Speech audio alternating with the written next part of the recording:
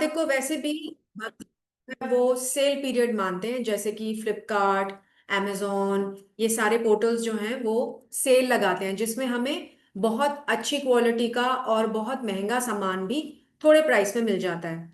बिल्कुल वैसे ही कार्तिक का जो मंथ है, जिसकी प्रिसाइडिंग डीटी जो है वो राधा रानी स्वयं है। इस कार्तिक के मंथ में हम जितनी भी स्पिरिचुअल एक्टिविटीज करते हैं उसका हमें कई गुना फायदा मिलता है। तो थोड़े ही पीरियड में हम भक्ति में बहुत ज्यादा प्रोग्रेस कर सकते हैं, अगर हम कार्तिक को बहुत अच्छे से फॉलो करने का प्रयास करें। तो अगर हम कार्तिक में ये प्रयास करें कि हम अपनी चेतना को इस तरह से मोल्ड करें, इस तरह से अपने कार्यों को, अपनी दिनचर्या को मोल्ड करें कि हम ज्यादा से ज्यादा भगवान के बारे में सचेत रह पाए, कॉन्शियस रह पाए, और प्रैक्टिस कर पाए कि किस प्रकार हम हमेशा भगवान को याद कर सकते हैं बिना उन्हें भूले। तो इस ऑस्पिशियस मंथ के जो लास्ट 5 दिन है वो भीष्म पंचक कहलाते हैं। जैसे कि हम सब जानते हैं, भीष्म देव से हम सब परिचित हैं। भीष्म देव जो हैं वो कुरुओं के ग्रैंडफादर, यानी कि उनके पितामह हैं। भीष्म पितामह के नाम से भी हम उनको जानते हैं। और भीष्म पितामह के बारे में thanks to B R Chopra और बाकी सारी महाभारत सीरीज जो हम लोगों ने टीवी पर देखी है बचपन में या अभी, हमें ज्यादातर सारी कहानियां पता हैं। तो आज हम फोकस करेंगे आज की क्लास में कि भीष्म पंचक को किस तरह मनाया जा सकता है, और भीष्म को ये नाम कैसे मिला, भीष्म देव की क्या टीचिंग्स हैं, उनकी उनके जीवन से, उनके आदर्शों से हम क्या सीख सकते हैं। आज हम उस पर फोकस करने का प्रयास करेंगे। तो शुरू में ही हमारी ये प्रार्थना है कि आप लोगों के कार्तिक के आखिरी 5 दिन बहुत अच्छे से कृष्णा कॉन्शियस रूप से बीते, और हम सब यही चाहते हैं कि हम भक्ति में सब लोग आगे बढ़ और अपने इस मनुष्य जीवन को परफेक्ट कर पाए। तो सबसे पहले हम देखेंगे कि भीष्म देव, भीष्म पितामह को हम सबसे पहले भागवतम में मिलते हैं। सेकेंड, सबसे पहले हम उनको भागवतम में मिलते हैं फर्स्ट कैंटो में, यानी पहले स्कंद में और 9वें चैप्टर में। हम सब जानते हैं उनके बर्थ की कथा के भीष्म जो हैं वो देवव्रत थे, उनके जन्म का नाम देवव्रत है। वो गंगा और शांतनु के पुत्र हैं। और हम सब जानते हैं कि किस प्रकार गंगा ने जब शांतनु से विवाह किया तो उनसे ये वचन लिया कि मैं कुछ भी करूं आप मुझे कभी रोकेंगे नहीं। और फिर उसके बाद उनके एक एक करके 7 पुत्र हुए, और उन्होंने उन सातों पुत्रों को, नवजात शिशुओं को ले जाकर गंगा में प्रवाहित कर दिया। लेकिन शांतनु जो थे वो चुप रहे, क्योंकि वो वचनबद्ध थे और वो कुछ बोल नहीं पाए। लेकिन वो बहुत ज्यादा परेशान थे और वो नहीं जानते थे कि गंगा ऐसा क्यों कर रही है। और फिर जब 8वें पुत्र को वो ले जाने लगी, नवजात शिशु को, तब शांतनु ने उनको रोक दिया। और जैसा कि उनका पहले ये डिसाइड हुआ था कि अगर वो उनको रोकेंगे तो फिर वो गंगा जो है वो हमेशा के लिए चली जाएंगी। लेकिन शांतनु अपने आप को रोक नहीं पाए और 8वें पुत्र पर उन्होंने गंगा को रोक दिया और उनसे पूछा कि तुम आखिर ये क्या कर रही हो, तुम एक माता हो और अपने नवजात शिशुओं को पैदा होते ही तुम मार रही हो, उनको गंगा में प्रवाहित कर रही हो। किस तरह की माँ हो तुम और ये क्या कर रही हो। तो फिर गंगा ने उनको भीष्म के बारे में बताया, देवव्रत के बारे में बताया कि ये कौन है एक्चुअली, और ये सातों पुत्र जो थे जिनको गंगा में बहाया गया वो कौन थे। तो देवव्रत की कथा तो हम सब जानते हैं, ये कथा जो हमने अभी सुनी ये हम सब जानते हैं क्योंकि हमने ये देखी सुनी हुई है। लेकिन एक्चुअली में देवव्रत कौन थे, और ये जो 7 पुत्र थे, जो नवजात शिशु थे गंगा और शांतनु के, इनको गंगा में क्यों बहाया गया, गंगा ने ऐसा क्यों किया, उसके बारे में हम जानने का प्रयास करेंगे। तो सबसे पहले जब हम भीष्म पितामह को भागवतम में मिलते हैं तो वो बाणों की शैया पर लेटे हुए हैं, और हम सब जानते हैं कि वो बाणों की शैया पर क्यों थे, उनको वहां अर्जुन ने लिटाया। राइट। तो कुरुक्षेत्र के धर्म युद्ध में भीष्म जो है वो हस्तिनापुर यानी कि दुर्योधन की तरफ से धर्म युद्ध लड़ रहे थे। और फिर अर्जुन ने भीष्म को उस बाणों की शैया पर लिटाया, क्योंकि भीष्म को आजीवन अम, उन्होंने ऐसा व्रत लिया था कि उनको इच्छा शक्ति का वरदान था, वो जब इच्छा मृत्यु का वरदान था, जब वो चाहे तब वो मृत्यु को प्राप्त हो सकते थे। तो उनको उनको मारना इतना आसान नहीं था, इसलिए उन्हें बाणों की शैया पर लिटाकर निष्क्रिय किया गया था, और ये अर्जुन ने किया था, ये हम सबको पता है।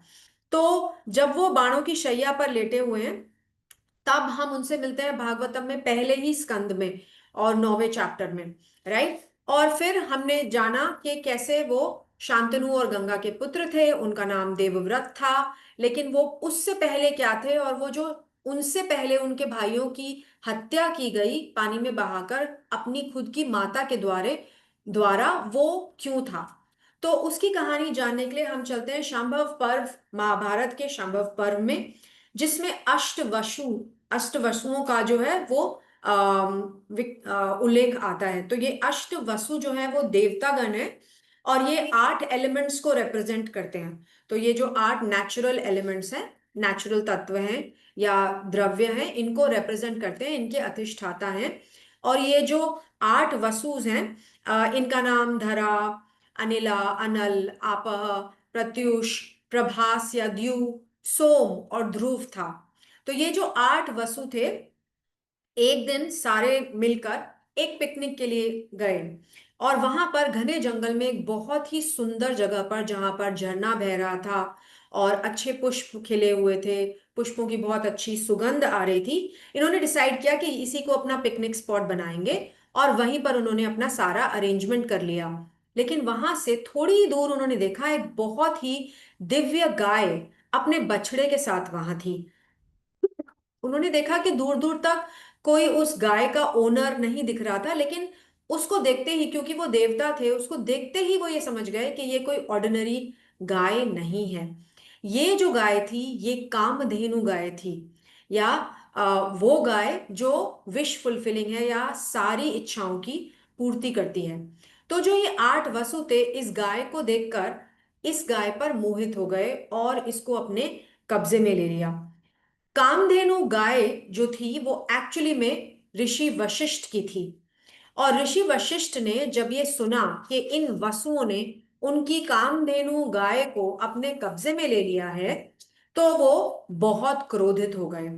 तो ये जो पूरी प्रक्रिया थी, ये क्यों हुई, क्योंकि जब ये देवतागण वहां पर, जो वसुस थे वहां पर पिकनिक पे गए, तो जब द्यू जो थे यानी प्रभास, उनकी पत्नी ने जब इस गाय को देखा, तो वो बहुत मोहित हो गई और कहने लगी कि हमें इस गाय को अपने कब्जे में कर लेना चाहिए।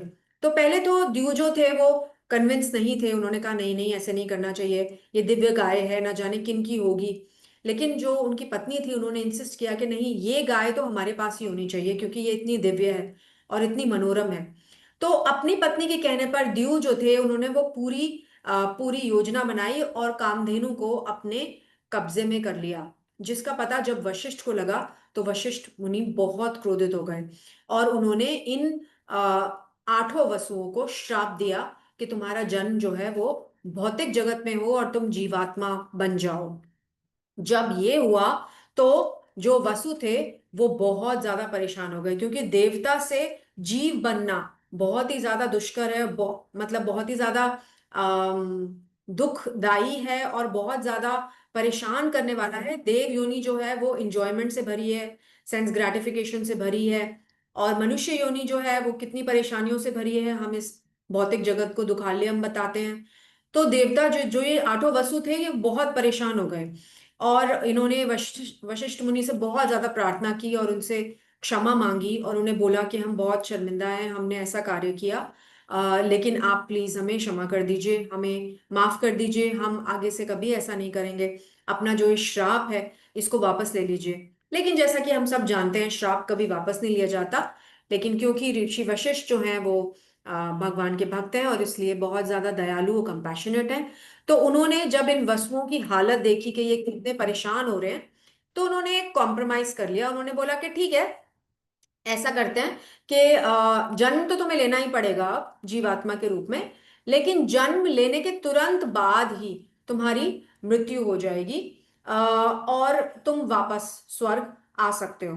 तो सारे वसु जो थे वो बहुत प्रसन्न हो गए, लेकिन ऋषि वशिष्ठ ने कहा लेकिन जो ये द्यू है यानी जो प्रभास है, उन्होंने बोला क्योंकि ये पूरी योजना द्यू ने बनाई थी और द्यू ने इस योजना की लीडरशिप की थी, इसलिए द्यू को तो कुछ समय तक पृथ्वी लोक पर रहना ही पड़ेगा, एक जीव बन के, एक मनुष्य बन के। तो ये उनकी कंसेशन था जो उन्होंने अष्ट वसुओं को दिया। उन्होंने बोला कि जैसे ही तुम्हारा जन्म होगा तो तुरंत तुम्हारी मृत्यु हो जाएगी, तो तुम्हें ज्यादा देर भूलोक में रहना नहीं पड़ेगा। लेकिन जो द्यू था, क्योंकि द्यू ने ये पूरी रचना रची थी, इसलिए जो उनको ये निर्देश मिला कि वो जीव के रूप में, मनुष्य के रूप में इस पृथ्वी पर, इस भूलोक में ज्यादा देर तक रहेंगे। तो जब इस प्रकार की उन्होंने कंसेशंस मिली अष्टवसुओं को, तो वो काफी प्रसन्न हो गए कि कम से कम हमें यहाँ बहुत ज्यादा समय बिताना नहीं पड़ेगा।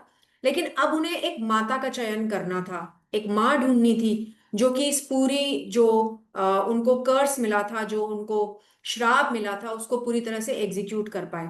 तो वो क्योंकि हैरान परेशान यहाँ वहां घूम रहे थे, तो उस वक्त गंगा माता ने उनको देखा। और गंगा माता जो है वो ऑब्वियसली पतित पावनी है। जब उन्होंने देखा कि ये अष्टवसु जो है वो बहुत परेशान है, क्योंकि इन्हें एक माता की आवश्यकता है ताकि ये जल्दी से फटाफट से जन्म ले सकें और वापस अपने रूप में आ सकें और ये श्राप पूरा हो सके।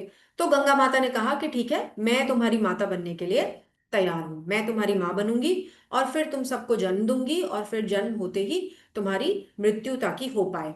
लेकिन क्योंकि वसु जो थे वो देवता हैं ऑब्वियसली, तो वो चाहते हैं कि उनका स्टैंडर्ड किसी भी तरह से कम ना हो, तो उन्होंने कुछ शर्तें रखी। उन्होंने गंगा माता से कहा कि आप ऐसे ही किसी व्यक्ति से विवाह नहीं कर सकती, जिस व्यक्ति से आप विवाह करें वो बहुत ही शौर्यवान हो, बहुत तेजस्वी हो, ताकि हमारा जन्म जो है वो किसी निकृष्ट मनुष्य के थ्रू ना हो। तो इसीलिए किसको चुना गया? राजा शांतनु को चुना गया, जो कि किंग, जो कि राजा प्रतीप के पुत्र हैं। तो उन्होंने कहा कि आप शांतनु से विवाह करिएगा और राजा प्रतीप के की लीनिएज में, के परिवार में आप हमें जन्म दीजिएगा। और फिर उन्होंने ये भी बोला कि क्योंकि हम देवता हैं और हम बिल्कुल समय बिताना नहीं चाहते इस भूलोक में, तो जैसे ही हमारा जन्म हो आप तुरंत हमें मार दीजिएगा, ताकि हमें भूलोक में ज्यादा देर रुकना ना पड़े। तो गंगा माता ने कहा ठीक है, जैसे ही आपका जन्म होगा मैं तुरंत आपकी हत्या कर दूंगी और फिर आप जो है वापस अपनी देव योनि में आ सकेंगे। लेकिन गंगा माता ये जानती थी कि अब शांतनु से वो विवाह करेंगी तो कम से कम एक उनको उत्तरदायी तो देना पड़ेगा जो उनका वंश आगे बढ़ा सके। तो इसीलिए उन्होंने बोला कि जो द्यू हैं वो रुकेंगे, जो आठवें पुत्र होंगे। तो गंगा माता और शांतनु के आठवें पुत्र वो वसु थे यानी द्यू थे, जिन्होंने ये पूरी कामधेनु को अपने कब्जे में करने की जो योजना बनाई थी अपने भाइयों के साथ मिलके। और जो ये सात वसु जिनकी हत्या की गंगा माता ने, ये वो सात वसु हैं जो कि उनके भाई थे। तो क्योंकि उनका जो रोल था वो बहुत, वो प्रमुख था और उन्होंने मुख्य भूमिका निभाई थी इस पूरे कार्य में, इसलिए उनको ये श्राप मिला कि वो भूलोक पर बहुत ज्यादा समय बिताएंगे। तो बाकी स्टोरी हम आगे जानते हैं कि किस प्रकार गंगा माता ने जो है वो सात वसुओं को जन्म होते ही नवजात शिशुओं को मार दिया था, और आठवें शिष्य पर शांतनु ने उनसे प्रश्न किया और फिर वो आठवां शिष्य जो है, सॉरी, आठवां वसु जो है वो देवव्रत बना। तो देवव्रत जो है वो बहुत ही तेजस्वी बालक था। और एक बार जब देवव्रत थोड़े बड़े हो गए थे, युवराज भी घोषित हो गए थे, राजा बनने वाले थे, तो उनको पता चला कि उनके पिता जो हैं शांतनु, वो सत्यवती से विवाह करना चाहते हैं जो कि दाशराज की पुत्री हैं। लेकिन जब दाशराज जो है वो शांतनु से मिले, तो उन्होंने बोला मैं अपनी पुत्री का विवाह आपसे नहीं करूंगा। तो शांतनु में बहुत हैरान हो गए कि मैं पूरे भूलोक का राजा हूँ, कुरु राजकुमार हूँ, कुरु राजा हूँ, कुरु परिवार में मेरा जन्म हुआ है, और आप मेरे जैसे तेजस्वी राजा से अपनी पुत्री का विवाह नहीं करना चाहते। तो उन्होंने बोला हाँ, क्योंकि तुम्हारा ऑलरेडी एक पुत्र है देवव्रत, और वो जो है वो आपके बाद जो है वो राजा बनेगा, तो मेरी पुत्री को तो कोई लाभ नहीं होगा आपसे विवाह करके। तो जब देवव्रत ने ये बात सुनी तो उन्होंने अपने पिता के लिए एक बहुत ही भीष्म भीषण प्रतिज्ञा ली। और उनकी क्या प्रतिज्ञा थी? कि वो कभी विवाह नहीं करेंगे। उनकी प्रतिज्ञा थी कि वो आजीवन ब्रह्मचारी रहेंगे। उनकी प्रतिज्ञा थी कि वो सत्यवती के पुत्रों को राज सिंहासन पर बिठाएंगे। और ये भी उन्होंने वचन दिया अपनी माता को, अपनी होने वाली माता को, कि मैं इस सिंहासन की हमेशा रक्षा करूंगा। तो इतनी भीषण प्रतिज्ञा लेने के कारण उनका नाम क्या पड़ा? भीष्म। राइट। तो क्योंकि एक यंग राजा, एक युवक राजा का इतनी बड़ी प्रतिज्ञा लेना, कि जिसमें ना सिर्फ वो ये बोल रहे हैं कि मैं राजा नहीं बनूंगा, बल्कि वो ये कह रहे हैं कि मैं शादी भी नहीं करूंगा। ताकि क्योंकि दाशराज ने बोला कि चलो तुम अपना जो हक है, अपना जो राइट है, उसको फॉरफिट कर दोगे, छोड़ दोगे, लेकिन तुम्हारे पुत्र, उनका तो डायरेक्ट राइट होगा सिंहासन पर। तो इसीलिए उन्होंने ये वचन लिया कि ना तो मैं शादी करूंगा, ना ही मैं कभी राजा बनूंगा, मैं आजीवन ब्रह्मचारी रहूंगा। राइट। और फिर उसके बाद क्या करूंगा? मैं आपके पुत्री के पुत्रों को, जो उनके पुत्र होंगे, जो सत्यवती के पुत्र होंगे, उनको हस्तिनापुर का राज सिंहासन दूंगा, और उस राज सिंहासन की रक्षा मैं स्वयं करूंगा। तो इतनी भीषण प्रतिज्ञा लेने के कारण उनका नाम जो है वो भीष्म पड़ा। और इस भीषण प्रतिज्ञा के बाद ही उनके पिता ने उनको इच्छा मृत्यु का वरदान भी दिया। तो इसीलिए हम देखते हैं कि भीष्म का नाम जो है वो भीष्म पड़ा। और भीष्म कोई ऑर्डिनरी व्यक्ति नहीं है ना। भीष्म कौन है? 12 महाजनों में से एक है। तो शास्त्रों में 12 महाजनों का उल्लेख है। श्रीमद् भागवतम में छठे स्कंद के तीसरे अध्याय के 20वें श्लोक में आता है, स्वयंभूर नारद शंभु कुमार कपिलो मुनु प्रहलादो जनको भीष्मो बलिर वयसाखिर वयम। तो यमराज जो है वो ये बोल रहे हैं, और यमराज क्या कह रहे हैं? कि लॉर्ड ब्रह्मा, भगवान नारद, भगवान शिव, चार कुमार, भगवान कपिल, स्वयंभू मनु, प्रहलाद महाराज, जनक महाराज, भीष्म, बलि महाराज, सुखदेव गोस्वामी, और मैं, यानी यमराज बोल रहे हैं मैं खुद। तो ये 12 जो है वो महाजन है। यानी कि इनसे हम शास्त्रों, आध्यात्मिक ज्ञान और सेल्फ रियलाइजेशन के बाकी सारी विद्या को प्राप्त कर सकते हैं। ये 12 महाजन जो हैं वो स्पिरिचुअल नॉलेज के कस्टोडियंस हैं, आध्यात्मिक ज्ञान के कस्टोडियंस हैं, स्रोत हैं। और इनसे हम भक्ति कैसे की जा सकती है ये सीख सकते हैं। तो भीष्म जो है उनका इतना ऊंचा स्टैचर है, इतने वो एलिवेटेड हैं कि उनका नाम जो है वो 12 महाजनों में आता है। तो वो कोई ऑर्डिनरी क्षत्रिय नहीं है, वो परशुराम के शिष्य हैं। और उन्होंने आजीवन जो है वो सिंहासन की रक्षा करने का प्रण लिया है। और वो ऐसे क्षत्रिय हैं कि उनसे जीतना बहुत मुश्किल है ना। तो क्योंकि वो राज सिंहासन से बंधे हुए थे, इसलिए उन्होंने दुर्योधन की तरफ से युद्ध करने का निश्चय लिया।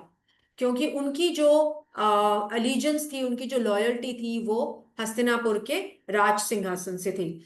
और भगवत गीता के पहले अध्याय में हम देखते हैं कि किस प्रकार 11th वर्स में, 11th श्लोक में, 11वें श्लोक में दुर्योधन क्या बोलते हैं? कि दुर्योधन, प्रभुपाद एक्सप्लेन करते हैं कि दुर्योधन ऐसा जानते हैं, ये मानते हैं कि भीष्म के रहते उनकी कभी भी हार नहीं हो सकती। वो जानते हैं कि कुरु अगर किसी तरह से जीत सकते हैं पांडवों से, तो सिर्फ और सिर्फ भीष्म और द्रोणाचार्य के कारण जीत सकते हैं। तो क्योंकि उन्होंने राज सिंहासन की रक्षा करने का प्रण लिया है, इसीलिए अब दुर्योधन जो है वो बहुत अश्योर्ड है, बहुत रिलैक्स्ड है कि भीष्म और द्रोणाचार्य का सपोर्ट उनको पूरी तरह से मिला है। और क्योंकि द्रौपदी चीरहरण के समय भी भीष्म और द्रोणाचार्य दोनों ही वहां उपस्थित थे, लेकिन दोनों ने ही ज्यादा कुछ नहीं किया, इसलिए भी दुर्योधन को ये आशा थी कि इस युद्ध में अगर उसको कोई जिता सकता है तो वो है भीष्म और दुर्योधन। और भीष्म पितामह या भीष्म देव वो क्षत्रिय हैं जिनके लिए भगवान ने अपना खुद का वचन तोड़ दिया। तो हम सब जानते हैं किस प्रकार भगवान ने ये वचन दिया था अर्जुन को कि मैं कुरुक्षेत्र के युद्ध में युद्ध नहीं करूंगा और मैं सिर्फ तुम्हारा सारथी बन सकता हूं। तो उसमें उन्होंने कहा था कि मैं शस्त्र नहीं उठाऊंगा, लेकिन एक दिन जब भीष्म ने भीषण युद्ध किया और पांडव जो है वो घबरा गए और वो देखने लगे कि आज तो भीष्म को रोकना बहुत मुश्किल हो रहा है, तो उस समय भगवान ने क्या किया, क्योंकि जब भीष्म ने आ, बाण छोड़ा तो अर्जुन का रथ जो है वो पीछे होने लगा। और फिर भगवान ने देखा, क्या किया भगवान ने, रथ का जो पहिया था वो उठाया और भीष्मदेव की तरफ दौड़े। तो भगवान ने अपने वचन की रक्षा नहीं की और अपने वचन का कोई ध्यान नहीं रखा और अपने भक्त की रक्षा के लिए भीष्मदेव की ओर वो रथ का पहिया लेकर दौड़े। तो वो भीष्मदेव जो है ऐसे योद्धा हैं, ऐसे भक्त हैं कि भगवान ने उनके लिए अपना स्वयं का वचन तोड़ दिया। तो कई बार हमें ऐसे सुनने में मिलता है कि भीष्म जो हैं उन्होंने सब कुछ जानते हुए भी कुरु सेना की तरफ से युद्ध किया। तो हमें ऐसा नहीं समझना चाहिए कि क्योंकि वो नहीं जानते थे कि धर्म एक्चुअली में क्या है। क्योंकि भीष्मदेव की ये इच्छा थी कि वो भगवान को एक क्षत्रिय के रूप में देखना चाहते थे, वीर रस का आस्वादन करना चाहते थे उनके साथ। और इसीलिए जो है उनके लिए भगवान ने अपना वचन तोड़ा, क्योंकि वो अपने भक्त की इच्छा जो है वो पूरी करना चाहते थे। तो भीष्म के इस भगवान की इस लीला से हम ये देख सकते हैं कि किस प्रकार भगवान जो है वो अपने, उन्होंने जो वचन दिया है लिया है उसकी कोई चिंता उनको नहीं है, लेकिन वो जो अपना भक्त है उसको पूरा आनंद और रस प्रदान करना चाहते हैं। तो इसीलिए भगवान ने अपने वचन को खुद ही खंडित कर दिया। और जब, जैसे हमने पहले डिस्कस किया कि जब हम भागवतम में पहली बार अ, भीष्म से मिलते हैं तो वो बाणों की शैया पर लेटे हुए हैं। और जब वो बाणों की शैया पर लेटे हुए हैं तो कुरुक्षेत्र का जो युद्ध है वो समाप्त हो चुका है। युधिष्ठिर जो है वो बहुत ज्यादा दुखी है। युधिष्ठिर को बहुत ग्लानि है कि उनकी राज्य की इच्छा के कारण इतने लाखों लाखों करोड़ों जो सैनिक हैं उनका वध हुआ है। इतना ज्यादा खून खराबा हुआ है। कौरवों के जो 100 पुत्र थे गांधारी और धृतराष्ट्र के, उनका वध हुआ है। तो उनको बहुत आत्मग्लानि थी और वो बहुत दुखी थे। और ऐसे में जब वो भीष्मदेव के समक्ष आते हैं तो वो देखते हैं कि कैसे भीष्मदेव जो हैं वो बाणों की शैया पर लेटे हुए हैं। तो हम इमेजिन कर सकते हैं कि अगर कोई योद्धा बाण उसको एक या दो नहीं बल्कि उसकी पूरे शरीर में, उसकी पूरी बॉडी में बाण बने हुए हैं, बाण घुसे हुए हैं और वो बाणों की उसी शैया पर लेटा हुआ है जहां पर बाण उसको चुभ रहे हैं, तो हम समझ सकते हैं कि उसको कितनी पीड़ा होगी। लेकिन जब युधिष्ठिर देखते हैं भीष्म पितामह को, तो भीष्मदेव जो है वो बहुत आराम से वार्तालाप कर रहे हैं और उनसे बातचीत करेंगे। आगे हम देखेंगे कैसे वो उनको शिक्षाएं देंगे। तो इससे हम ये भी सोच सकते हैं, ये भी समझ सकते हैं, हमें ये सीखने को मिलता है कि जो भगवान के भक्त हैं वो किसी भी तरह की परेशानी में क्यों ना हो, वो किसी भी तरह की सिचुएशन में क्यों ना हो, उनको भगवान प्रोटेक्ट करते हैं, जिसकी वजह से उनका जो भक्ति का भाव है वो वैसा का वैसा ही बना रहता है। तो इतनी पीड़ा में भी भीष्मदेव जो है उनको अपना सारा आध्यात्मिक ज्ञान बिल्कुल आत्मसात था, बिल्कुल पहले के जैसे। और वो युधिष्ठिर को बहुत सारी इंस्ट्रक्शंस देते हैं। भागवतम के फर्स्ट कैंटो के 9 चैप्टर में श्लोका 1 से 25 तक, 1 से 25 तक भीष्मदेव जो है वो युधिष्ठिर को इंस्ट्रक्शन देते हैं। तो चौथे श्लोक में शिल प्रभुपाद एक्सप्लेन करते हैं कि किस प्रकार पांचों पांडव जब आते हैं तो भीष्मदेव को प्रणाम करते हैं, साथ में उनके भगवान आते हैं, भगवान भी भीष्मदेव को प्रणाम करते हैं। तो भगवान हमेशा अपने एटिकेट से हमें सिखाते हैं। हालांकि वो supreme personality of God head है, हालांकि वो भगवान है, लेकिन फिर भी क्योंकि भीष्म उनके पितामह हैं, उनके भाइयों के पितामह हैं, इसलिए वो उनको प्रणाम करते हैं। फिर 12th वर्स में बताते हैं कि किस प्रकार पांडव जो हैं वो बहुत बड़े भक्त थे, बहुत ऊंचे भक्त थे, भगवान के नित्य पार्षद हैं पांडव, लेकिन फिर भी उनके जीवन में कितनी कठिनाइयां आई। हम में से किसी को भी ऐसी कठिनाइयां नहीं आई होंगी। हम में से कौन है जिसको लाक्षागृह में रखकर बंद करके आग लगा दी गई हो, या हम में से कौन है जिसको जहर दे दिया गया हो फिर नदी में फेंक दिया गया हो। तो इतने ज्यादा कष्ट उनके जीवन में आए, लेकिन भगवान ने उनकी रक्षा की। तो ये क्वेश्चन आ सकता है, प्रश्न आ सकता है हमारे मन में कि रक्षा कैसे की जब इतने कष्ट उनको आए। तो हमें ये समझना चाहिए कि भगवान जब हमारी रक्षा करते हैं तो ऐसा नहीं है कि वो हमारे कष्ट खत्म कर देंगे। इसका मतलब ये है कि कष्टों में भी, बहुत डिफिकल्ट सिचुएशंस में भी, बहुत मुश्किल समय में भी भगवान हमारी आध्यात्मिक चेतना को बिल्कुल प्रोटेक्ट करके रखते हैं। तो पांडवों ने इतने कष्ट में भी भगवान को वो कभी नहीं भूले। उन्होंने कभी भगवान पे उनकी जो श्रद्धा थी, जो उनका फेथ था, वो कभी नहीं डगमगाया। ये असली प्रोटेक्शन है। क्योंकि ये जगत जो है वो दुखालयम है। यहाँ पर हमेशा कोई ना कोई कष्ट आते रहेंगे। यहाँ पे कोई भी सुरक्षित नहीं है। अगर पांडवों जैसे उच्च भक्त भी यहाँ पर दुख पा रहे हैं, तो हम और आप किस गिनती में आते हैं। तो हमें कभी भी ऐसा नहीं सोचना चाहिए कि मेरे को ये कष्ट क्यों आते हैं। हम सबको ये कष्ट आते हैं। हम सबको, जो भी इस आ, भूलोक में है, जो भी इस भौतिक जगत में है, उसको किसी ना किसी प्रकार का कष्ट अवश्य है।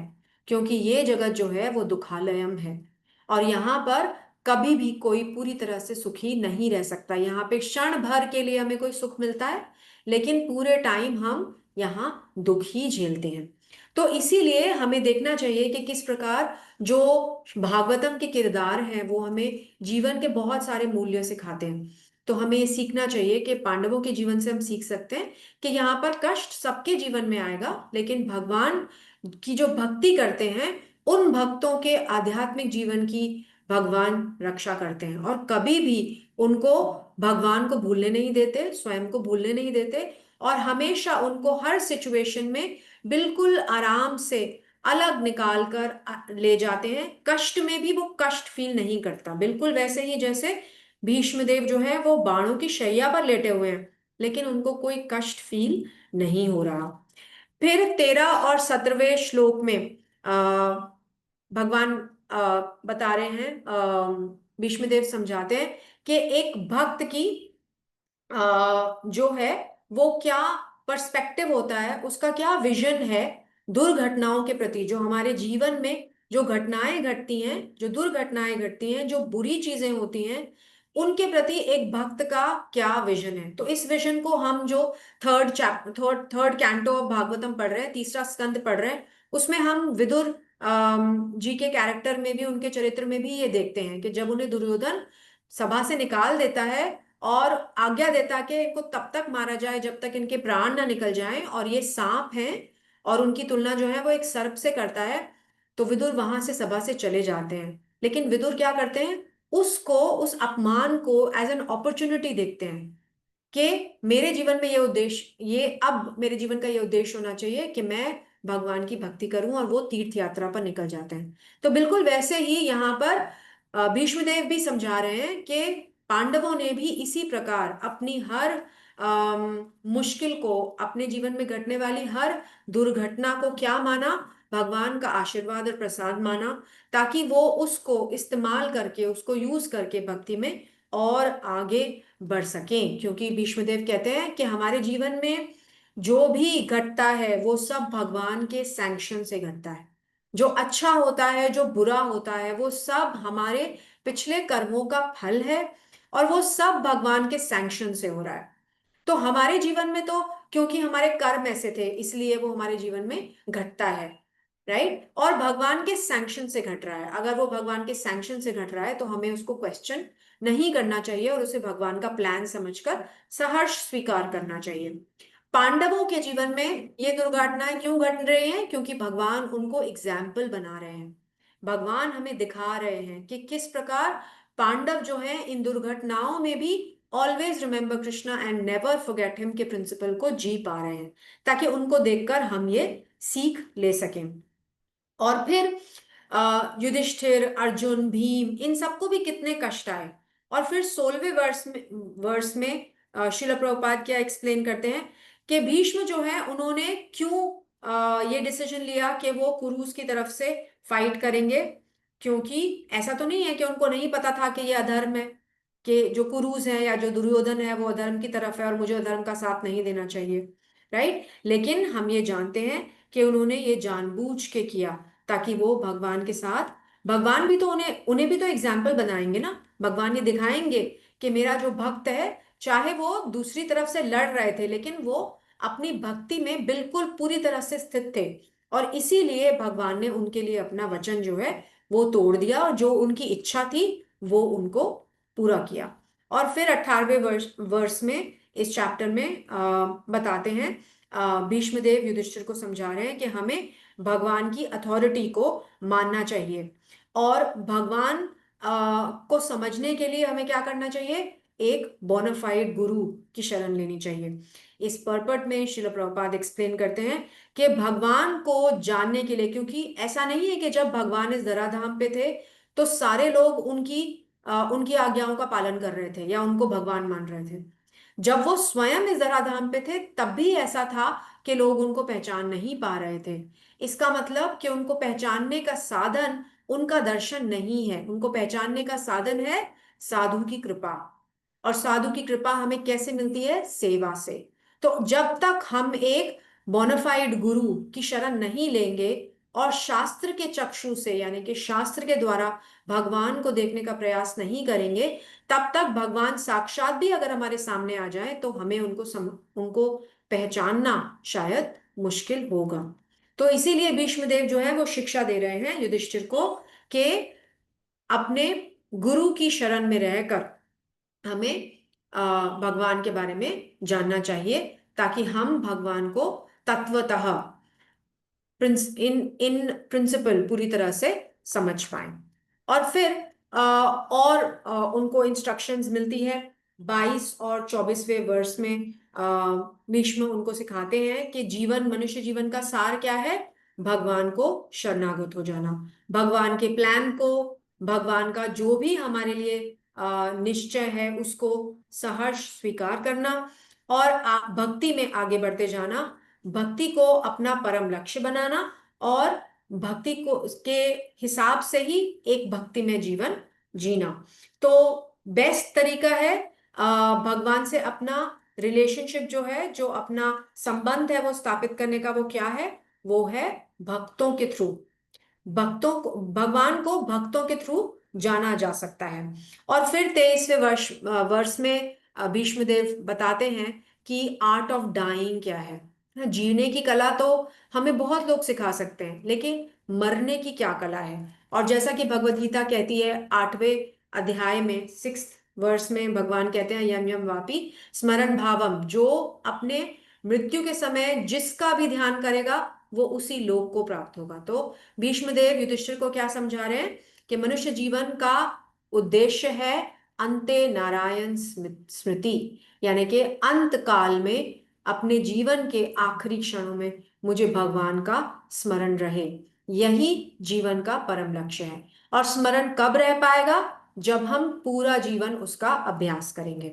तो भीष्मदेव जो है वो युधिष्ठिर को बहुत सारी चीजें समझाते हैं, उनको समझाते हैं कि एक राजा को कैसे राज करना चाहिए, अपनी प्रजा को अपने बच्चों की तरह ट्रीट करना चाहिए, हमेशा धर्म का साथ देना चाहिए, धार्मिक तरीके से जीवन का यापन करना चाहिए। तो वो सारी चीजें अपने लास्ट समय में वो युधिष्ठिर को समझाते हैं। और जैसे भगवत गीता में भगवान डिक्लेयर करते हैं कि जो भी मेरा मेरा ध्यान करता है मरते समय, अपना शरीर त्यागते समय, वो वापस मेरे पास आ जाता है। तो भागवतम के इस चैप्टर में 32 से 42 तक के श्लोक जो हैं वो भीष्म देव की प्रेयर्स हैं भगवान को, क्योंकि जब वो अपना शरीर छोड़ने को प्रिपेयर कर रहे हैं, की तैयारी कर रहे हैं, तो उनके सामने कौन है, भगवान स्वयं है, और भगवान को वो देख पा रहे हैं, और इसीलिए प्रे कर रहे हैं। क्या प्रे कर रहे हैं, क्या निर्देश दे रहे हैं हमें अपने प्रेयर्स के थ्रू, वो निर्देश दे रहे हैं कि हमें अपने जीवन में अपनी भौतिक आसक्तियों से छूटने के लिए अपने आप को प्योरीफाई करना चाहिए, जो हम कैसे करते हैं, भगवान के पवित्र नामों का जप करके, हरे कृष्ण कृष्ण कृष्ण हरे हरे, हरे राम राम राम हरे हरे। जब हम हर रोज नियम पूर्वक भगवान के नामों का जप करते हैं तो इससे हमारे चित्त के दर्पण का मार्जन होता है और इससे हमारी बुद्धि प्रखर होती है, ताकि हम अपने मन बुद्धि अहंकार सबको शुद्ध करके हम आध्यात्मिक ज्ञान को आत्मसात कर पाएं, उसे समझ पाएं और अपने जीवन में उसको उतार पाएं। और फिर क्योंकि भीष्म देव की इच्छा थी भगवान के साथ वीर रस का आस्वादन करने की, इसीलिए भगवान ने जो है अपना जो वचन था वो भी तोड़ दिया, जो उन्होंने अर्जुन को दिया था कि मैं शस्त्र नहीं उठाऊंगा, वो भी उन्होंने तोड़ दिया। और इससे हमें क्या सीखने को मिलता है कि भगवान क्या है, भक्त वत्सल है। भगवान को ये चिंता नहीं थी कि आने वाला इतिहास मुझे कैसे देखेगा, कि मैंने अपना खुद का ही वचन तोड़ दिया। भगवान इन चीजों की बिल्कुल परवाह नहीं करते, क्योंकि भगवान का मुख्य उद्देश्य क्या है, परित्राणाय साधूनाम विनाशाय च दुष्कृताम। पहला उद्देश्य क्या है, परित्राणाय साधूनाम। दूसरा उद्देश्य है विनाशाय च दुष्कृताम।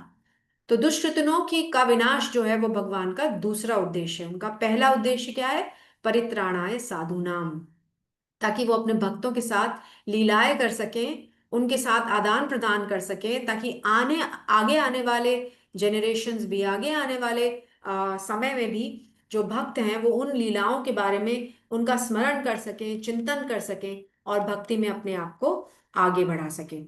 फिर इस अध्याय के 9वें अध्याय के पहले स्कंद के 9वें अध्याय के लास्ट कुछ श्लोकों में सूत गोस्वामी जो है वो समराइज कर रहे हैं, हमें बता रहे हैं कि एक्चुअली में भीष्म देव ने हमें क्या सिखाया। उन्होंने हमें सिखाया कि जीवन के अंत में हमें अंत्य नारायण स्मृति अत्यधिक आवश्यक है, और वो तभी होगा जब हम पूरा जीवन आजीवन इसका अभ्यास करेंगे। जिस चीज का हमें पूरे जीवन का अभ्यास होगा वही स्मृति हमें अपने आखिरी समय में होगी। ऐसा कोई जादू नहीं होने वाला कि पूरे जीवन हम कुछ भी करते रहें और फिर लास्ट में हम जाकर भगवान को याद कर लें। इसलिए हमें अपने जीवन में ये प्रयास करना चाहिए कि हम अपने जीवन को इस प्रकार जिए कि हर क्षण हमें भगवान का आभास रहे, हर क्षण हमें भगवान की याद रहे, ताकि अगर कोई भी क्षण हमारा आखिरी हो तो हमें भगवान के पास जाने का मौका हमारा चूक न जाए। और फिर 40वें श्लोक में भीष्म देव जो हैं वो अपना शरीर त्याग देते हैं भगवान के दर्शन करते हुए। और 44वें श्लोक में श्री प्रभुपाद एक्सप्लेन करते हैं कि वो अपने धाम को गए, जो उनका डेस्टिनेशन था, उनका गोल क्या था, वो वैकुंठा प्लैनेट, जहाँ पे राधा पार्थसारथी जहाँ पे भगवान पार्थसारथी के रूप में विद्यमान है। तो क्योंकि भीष्मदेव ने सदैव पार्थसारथी रूप में भगवान का चिंतन किया था, इसलिए वो अपने शरीर को त्यागने के समय वो उत्तरायण का वेट कर रहे थे। उत्तरायण में उन्होंने अपना शरीर त्यागा और उत्तरायण के auspicious समय में भगवान को देखते हुए भगवान उनके समक्ष प्रस्तुत थे, मौजूद थे, और भगवान को देखते हुए उन्होंने अपना शरीर त्यागा और धाम को वापस चले गए। तो भीष्म पंचक जो है हम इसीलिए मनाते हैं क्योंकि ये जो 5 दिन हैं ये भीष्म देव ने अपनी बाणों की शैया पर बिताए थे और उत्तरायण का वेट करते हुए। और इन लास्ट 5 दिनों में उन्होंने ये सारी इंस्ट्रक्शंस जो हमने अभी डिस्कस की युधिष्ठिर महाराज को दी। और ये एंडिंग कार्तिक का भी एंड है, जब भीष्मदेव जो है अपना शरीर त्यागते हैं और हमें इंस्ट्रक्शन दे रहे हैं कि किस प्रकार हमें भगवान को अपना जीवन समर्पित कर देना चाहिए और किस प्रकार भगवान की ही इच्छा से सब कुछ होता है। और जो भगवान का प्लान है अगर हम उसको स्वीकार कर लेते हैं तो हमारा जीवन जो है वो बहुत सरल बन जाता है और हम उसको बहुत अच्छे से बिता सकते हैं। तो भीष्म पंचक जो है वो फाइनल 5 डेज ऑफ कार्तिक है।